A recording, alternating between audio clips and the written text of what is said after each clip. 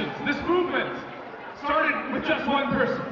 A young freed child slave who worked in a carpet factory in Pakistan 15 years ago. Free the Children started because a hero of mine. A young boy named Iqbal Masih, he had the courage to stand up and to speak out for what he believed in. When Iqbal was just 4 years old, he was sold into slavery. His freedom was stripped away. And he was forced to tie thousands and thousands of tiny knots every single day, weaving hand-knotted carpets that end up in wealthy countries like here in Canada. And he did this until he was 10 years old, at which point he escaped. But for him, his own freedom wasn't enough. He wanted to help free others.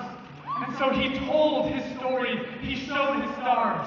He stood in front of audiences in North America, and he always pulled a pencil in one hand and a carpet tool in the other.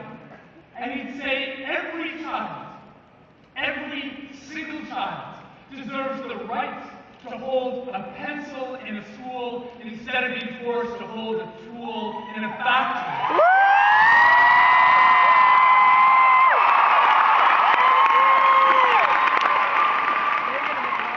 And he did this until he was 12 years old.